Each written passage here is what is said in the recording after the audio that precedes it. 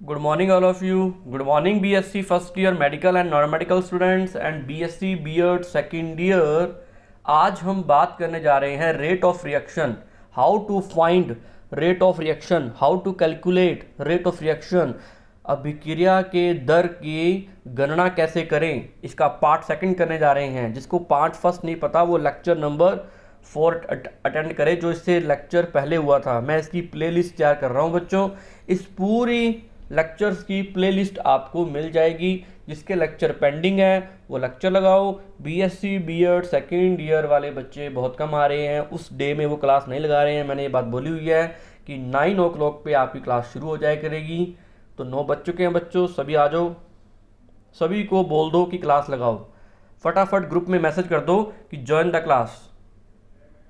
सभी को, मेडिकल वाले और नॉन मेडिकल वाले दोनों बच्चे, जल्दी बोलो फटाफट। सिर्फ आधे घंटे की क्लास होती है बच्चों, सिर्फ आपको सुनना है। अभी नोट्स तैयार नहीं करने हैं, नोट्स तैयार आपको बाद में करने हैं। सिर्फ आपको सुनना है, सुनते ही आपको याद हो जाएगा। मैंने इस तरीके से आपको मेथड यूज़ किया है कि आपको तुरंत याद हो जाए। और आने वाले टाइम में बच्चों एक न्यू एक्सपेरिमेंट करने जा रहा हूँ मैं।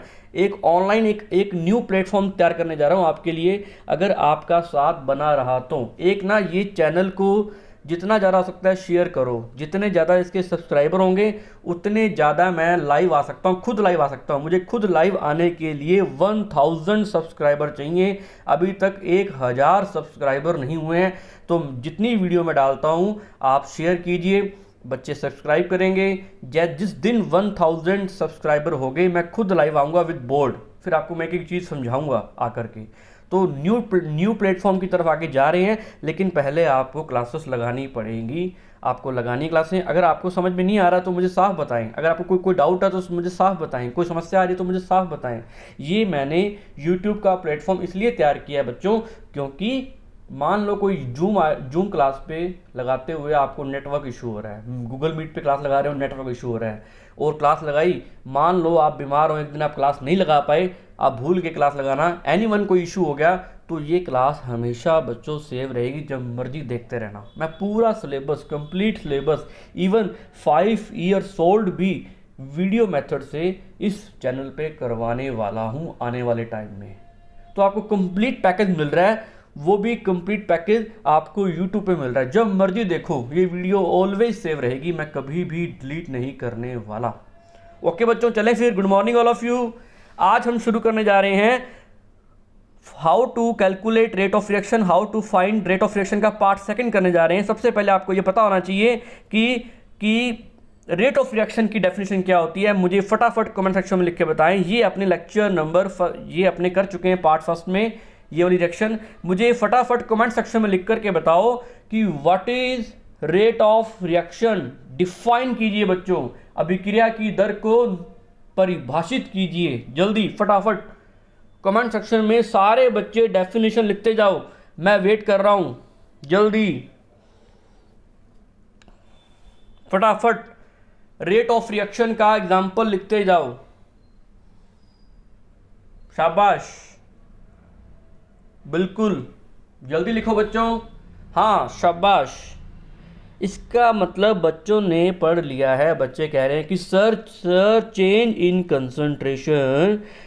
इन concentration with respect to time it is known as rate of reaction. अगर कंसंट्रेशन में चेंज आ रहा है विद रिस्पेक्ट टू टाइम समय के सापेक्ष सांद्रता में परिवर्तन ही अभिक्रिया की दर कहलाती है।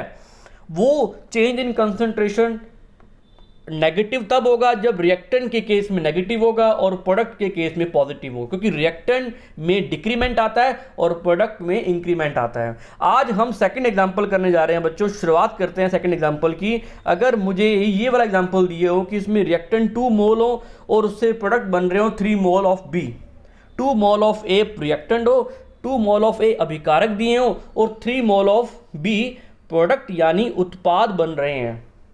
मतलब बात समझ में आई कि उस एग्जाम्पल से ये एग्जाम्पल कैसे डिफरेंट है। इसमें स्टोइकियोमेट्रिक डिफरेंट है, यहाँ 2 है यहाँ 3 है। उस वाले एग्जाम्पल में 1 थे, स्टोइकियोमेट्रिक सेम थे। अगर स्टोइकियोमेट्रिक डिफरेंट हो तब रेट ऑफ रिएक्शन कैसे कैलकुलेट करते हैं, आज हम उसके बारे में बात करने जा रहे हैं बच्चों। चले आगे।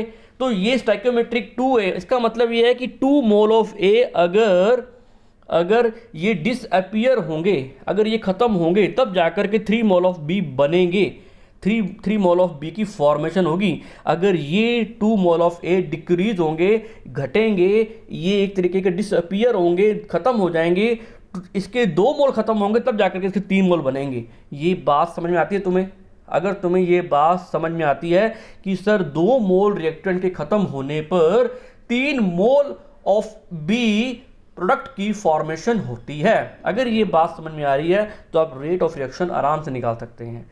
सबसे पहले हमने देखना है, हमने केमिकल रिएक्शन लिखनी है, 2A gives to 3B product formation. तो सबसे पहले t समय 0 पर, t टाइम 0 पर आपको पता है इसकी कंसंट्रेशन कंप्लीट होगी, जिसको मैंने A नोट एज्यूम कर लिया, A नोट मान लिया। t समय 0 पर, t टाइम 0 पर प्रोडक्ट की कंसंट्रेशन क्या होती है बच्चों? 0 होती है ना। जैसे ही कुछ समय बीता, लैप्स ऑफ टाइम हुआ, जैसे ही after some time t is equal to t, यानी 5 मिनट बाद, 10 मिनट बाद, यानी 2 सेकंड बाद, t time is equal to t कुछ भी हो सकता है, तो कंसंट्रेशन में चेंज आएगा रिएक्टेंट की, प्रोडक्ट की। मैंने उसको मान के चल लिया कि रिएक्टेंट की कंसंट्रेशन में change AT is equal to, इसको मैंने AT मान लिया। क्या मान लिया? AT मान लिया। t समय पर कंसंट्रेशन, t टाइम पर कंसंट्रेशन क्या है उसकी? AT है। पहले A नोट थी, A नोट से AT होगी। बच्चों कमेंट सेक्शन में लिख करके बताओ कि A नोट से AT कंसंट्रेशन जब जाती है रिएक्टेंट की तो डिक्रीज होती है, इंक्रीज होती है? A नोट वाली ज़्यादा है या AT वाली ज़्यादा है? जल्दी बताओ। बिल्कुल शाबाश, AT वाली कंसंट्रेशन कम है A नोट के कंपैरिजन, क्योंकि रिएक्टेंट की कंसंट्रेशन धीरे धीरे डिक्रीज हो रही है ना। तो AT, अब मैंने इसको AT बोल दिया, T टाइम पर AT कंसंट्रेशन मुझे कैलकुलेट करनी, मुझे निकालनी है, तो मैं कैसे निकालूंगा? मुझे पता है कि इसकी जो कंसंट्रेशन निकालने का तरीका क्या है, AT इज इक्वल टू उसकी इनिशियल कंसंट्रेशन में से मैं माइनस कर दूं जितनी वो डिक्रीमेंट हुई है, x, मान लो मैंने x माइनस कर दिया, तो x यहाँ पर माइनस कर रहा हूँ, मतलब x कंसंट्रेशन उसकी डिक्रीज हुई, तो वहाँ कितनी बनेगी? मैंने प्रोडक्ट की कंसंट्रेशन मान ली BT, t टाइम पर BT कंसंट्रेशन इसकी फॉर्मेशन हुई, तो BT इज इक्वल टू क्या होगा? x होगा। BT is equal to x होगा। आप बोल रहे हो बच्चों सर आप x के इजिकल क्यों कर रहे हो? मैं चाहूँ तो इसको मैं x के इजिकल कर सकता हूँ, लेकिन मैंने आपको एक तरीका समझाया था इससे पहले वाले लेक्चर में कि आपको जब भी यहाँ पर माइनस करना है कि इतनी कंसंट्रेशन डिक्रीज हुई है, आपको माइनस करना है, जो आपने एज्यूम किया, जो आपने माना है कि इतनी कंसंट्रेशन कम हुई है, वो आप स्टाइकियोमेट्री की रिस्पेक्ट में माइनस करोगे। जैसे मैंने आपको बताया था कि यहाँ पर x माइनस कर दिया आपने A में से, A नॉट में से, मतलब इतनी कंसंट्रेशन क्या हो गई? खत्म हो गई। इतनी रिएक्टेंट की अभिकारक की सांद्रता खत्म हो गई और इतनी उत्पाद की सांद्रता बन गई, है ना। x खत्म हुई तो x बनी है ना।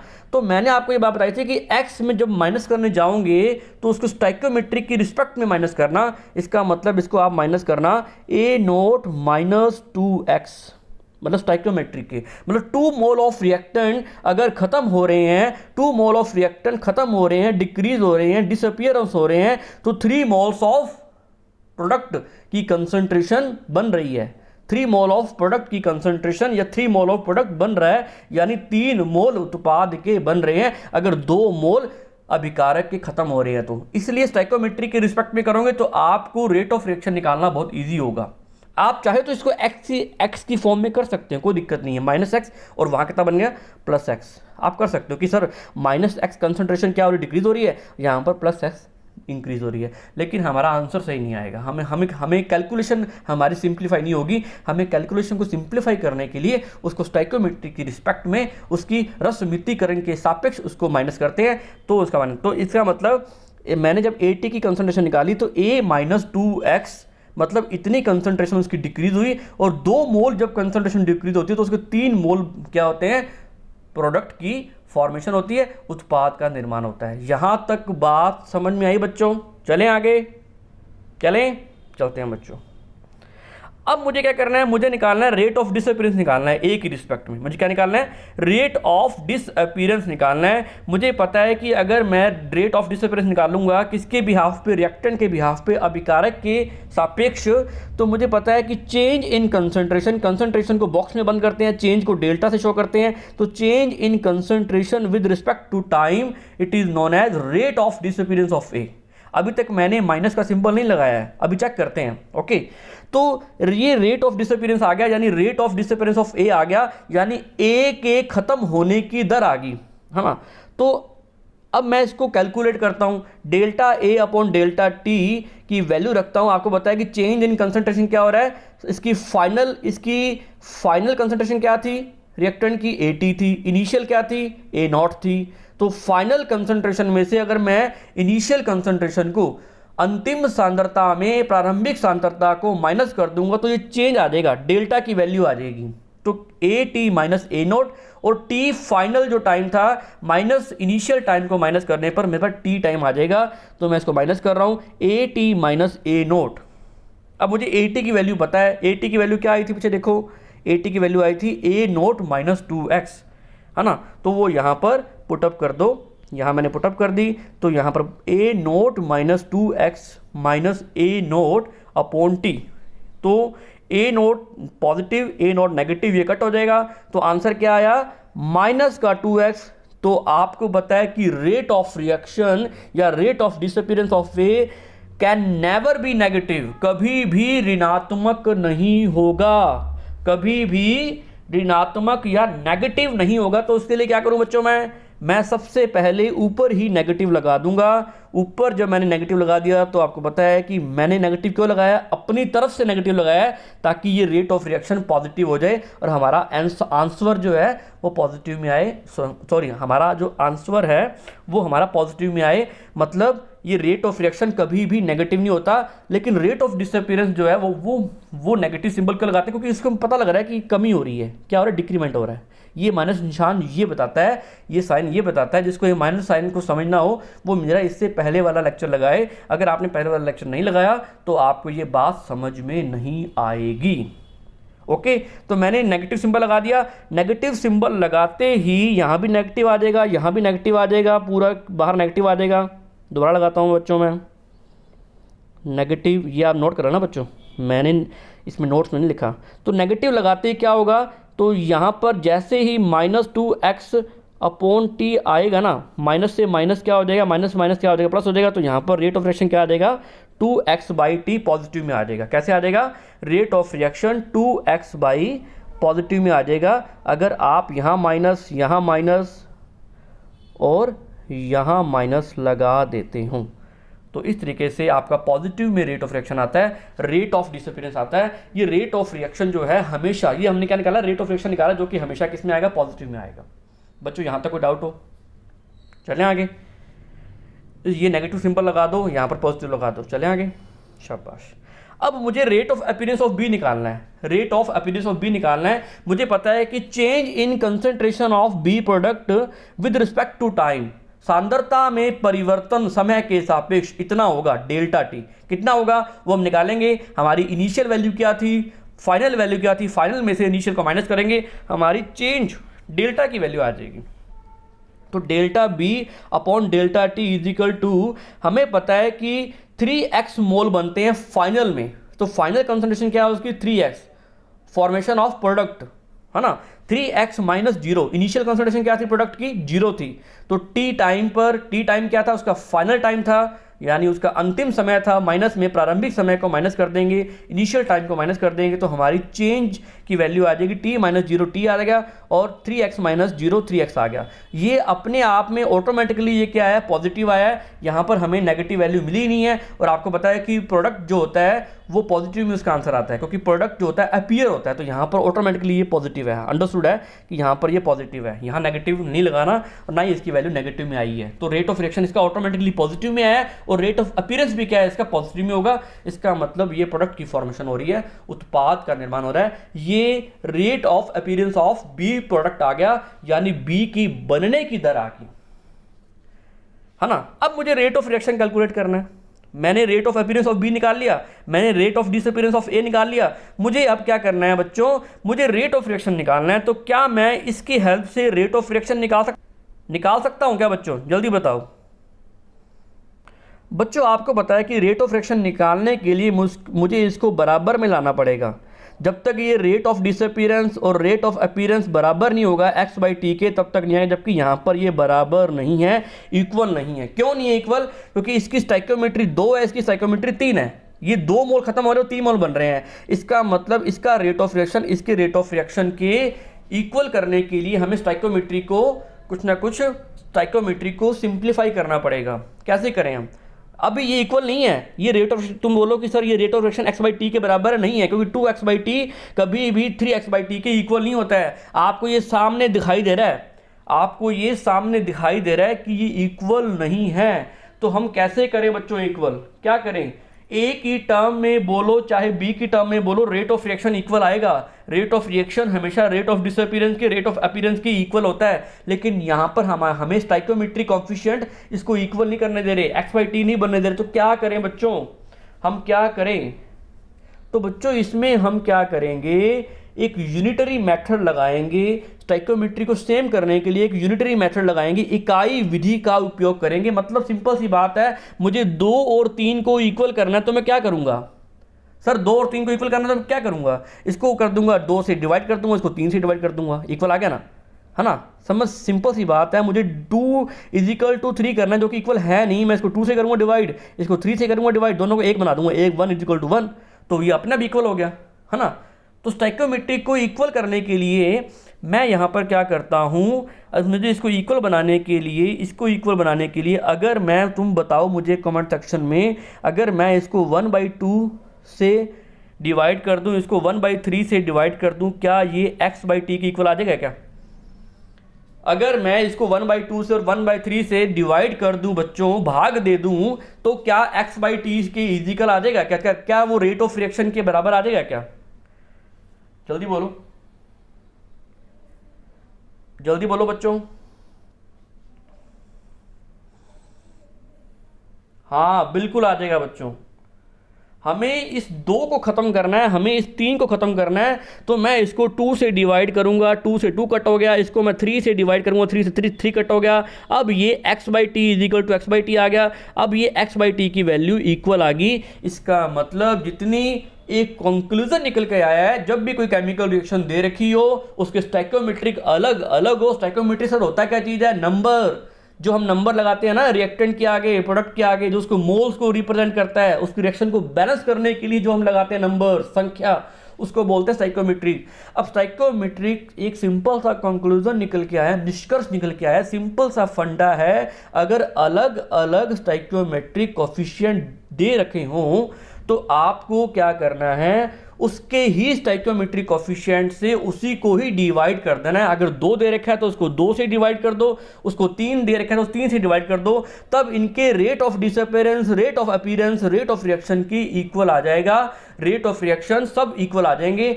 ये भी रेट ऑफ रिएक्शन को रिप्रेजेंट करेगा, ये भी रेट ऑफ रिएक्शन को रिप्रेजेंट करेगा, ये भी रेट ऑफ रिएक्शन को रिप्रेजेंट करेगा।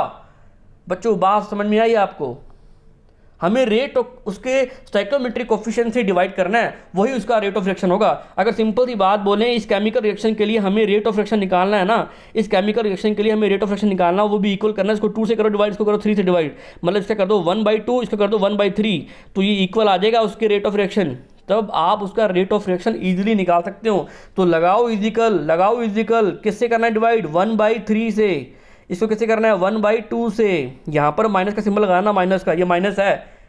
तो ये रेट ऑफ डिसअपीयरेंस मैं दोबारा लिख रहा हूँ, आप इसको नोट कर लो बच्चों, मैं नोट कर लो, लगाओ सिंबल, लगाओ माइनस का सिंबल, और फिर इसको करो 1/2, 1/3, ये तो पॉजिटिव में ही है। ये rate of overall rate of reaction की इक्वल हो जाएगा, और ये भी इक्वल हो जाएगा। अगर 2 से 2 कट करें और 3 से 3 कट करें, answer overall x by T आएगा, जो कि इसकी इजिकल है। ये करना है हमें। जब भी रेट ऑफ रिएक्शन निकालना हो, रेट ऑफ डिसअपीयरेंस को उसके स्टाइकोमेट्रिक, रिएक्टेंट के स्टाइकोमेट्रिक से डिवाइड कर दो, उसी के स्टाइकोमेट्रिक से डिवाइड कर दो। अगर हमें रेट ऑफ अपीयरेंस को रेट ऑफ रिएक्शन के इजिकल करना हो तो उसी के स्टाइकोमेट्रिक से डिवाइड कर दो। इसी को बोलते हैं यूनिटरी मेथड, इसको बोलते हैं इकाई विधि, है ना। मैं आपसे 2 गुना, मेरा वेट आपसे 2 गुना ज़्यादा है, मुझे आपके इक्वल करना है, तो आप क्या करोगे, मुझे 2 से डिवाइड कर दोगे तो आपकी इक्वल आ दूंगा मैं। इस तरीके से इसको बोलते हैं यूनिटरी मेथड। आपको आता है? चले आगे। तो ये बात क्लियर हुई बच्चों। अब मैं आपको एक रिएक्शन दे रहा हूँ, chemical reaction, how to find out rate of reaction this example. अगर आपको इस रेट ऑफ रिएक्शन इसका निकालना हो तो आप कैसे निकालोगे? जो बोलो बच्चों।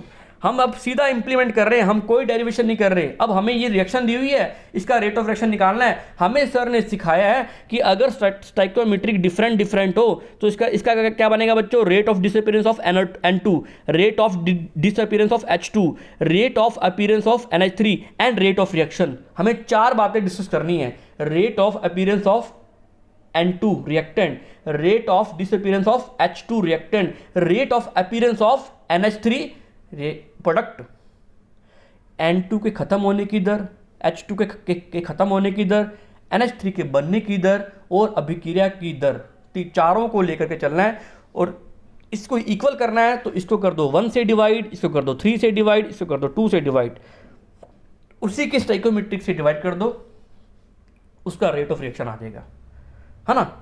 अब हमें डेरिवेशन नहीं करना बच्चों, सिंपल सी बात है। अब मुझे इस केमिकल रिएक्शन के लिए रेट ऑफ रिएक्शन निकालना है। तो N2 प्लस 3H2 मतलब क्या है इसका, कि अगर 1 मोल नाइट्रोजन खत्म होती है या डिसअपियर होती है तो 3 मोल H2 के हाइड्रोजन गैस के डिसअपियर होते हैं, तब जाकर के 2 मोल ऑफ NH3 बनते हैं, 2 मोल ऑफ अमोनिया की फॉर्मेशन होती है, अमोनिया का निर्माण होता है। अगर ये 3 मोल को डिसअपियर करेगा, 3 मोल खत्म होंगे, इसका 1 मोल खत्म होगा, तब जाकर के 2 मोल अमोनिया का निर्माण होगा, 2 मोल अमोनिया की फॉर्मेशन होगी।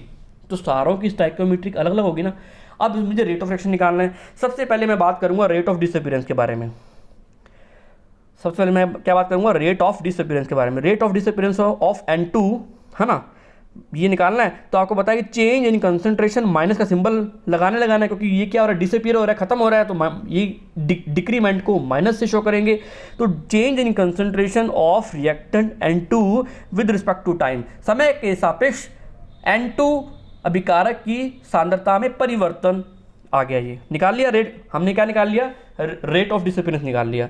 Rate of disappearance of H2 निकाला तो change in concentration of H2 reactant with respect to time, जो कि नेगेटिव है, जो कि हमें डिसअपियरेंस यानी डिक्रीमेंट को शो कर रहा है, यानी सांद्रता में कमी को प्रदर्शित कर रहा है, माइनस का साइन। चले, rate of appearance of NH3 के बनने की दर, change in concentration of NH3 with respect to time, समय के सापेक्ष अमोनिया की सांद्रता में परिवर्तन ही उसका रेट ऑफ अपीयरेंस यानी अमोनिया के बनने की दर कहलाती है। अब मुझे रेट ऑफ रिएक्शन कैलकुलेट करना है। मैं कैसे कैलकुलेट करूंगा? मुझे रेट ऑफ रिएक्शन कैलकुलेट करना है, मैं कैसे कैलकुलेट करूंगा? ये मैंने लिखा, rate of reaction is equal to delta N2 upon delta T, यानी rate of disappearance of N2। यहां लगा दो सिंबल माइनस का, मैंने माइनस का सिंबल नहीं लगाया था, लगा दो आप, अभी लगा देते हैं, ये लगा दिया मैंने। तो rate of disappearance of N2 with respect to time, rate of disappearance of H2 with respect to time, rate of appearance of ammonia with respect to time. क्या ये मैंने इक्वेशन सही लिखी है क्या? जल्दी बताओ कमेंट सेक्शन में लिख करके, क्या मैंने ये इक्वेशन सही लिखी है? ये वाली इक्वेशन मैंने सही लिखी है क्या? यस या नो? जल्दी बोलो बच्चों, शाबाश, जल्दी बोलो।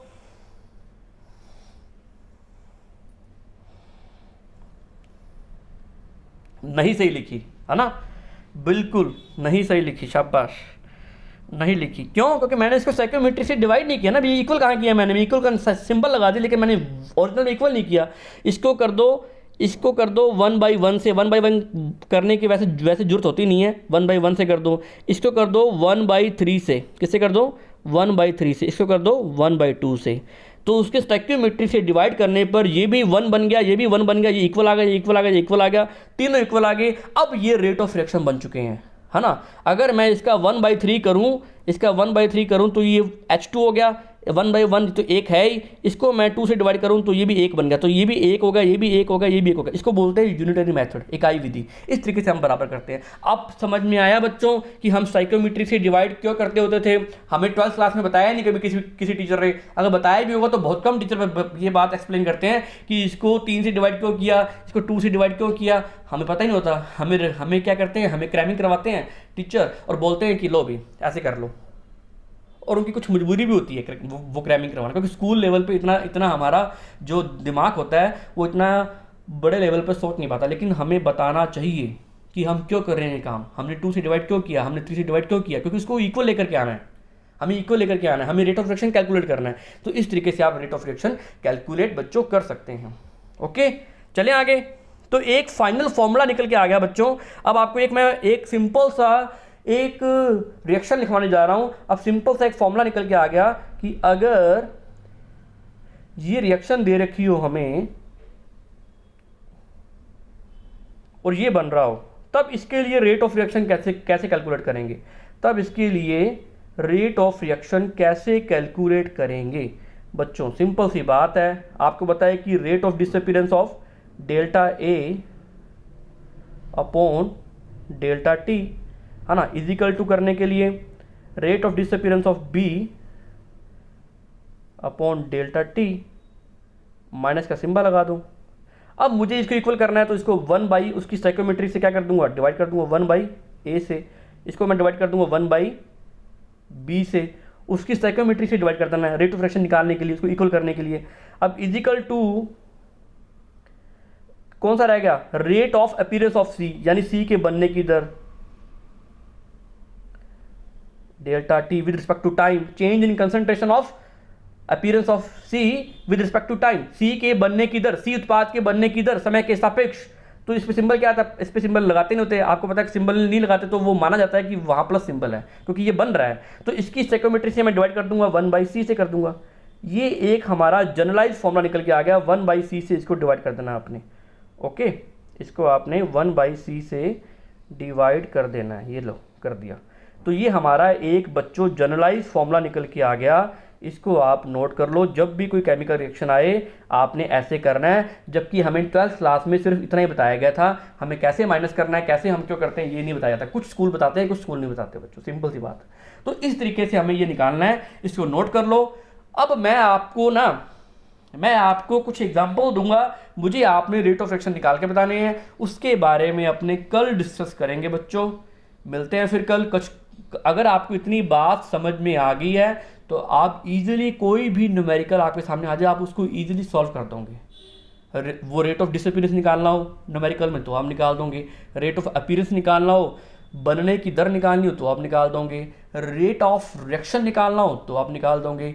बच्चों यहाँ तक समझ में आई बात? जल्दी बोलो। हमने ड्राइव भी कर लिया, हमने कंक्लूजन भी निकाल लिया, निष्कर्ष निकाल लिया, हमने अंततः ये हमने चीज की कंप्लीट की, लास्टली हमने ये बात कर ली। जल्दी बोलो बच्चों, समझ में आई बात? कमेंट सेक्शन में लिख के बताओ, जल्दी बताओ बच्चों, समझ में आई बात ये वाली? सारे बच्चे डेली क्लासें लगाओ। मिलते हैं फिर कल। बाय बच्चों। सारी चीज़ों को नोट बाद में करना है, पहले चीज़ों को सुनना है, देखना है, करना है, उसके बाद नोट करना है, इसको शाम को नोट करना है आप इसको। ओके बच्चों, मिलते हैं फिर कल। थैंक यू, बाय बच्चों, शाबाश।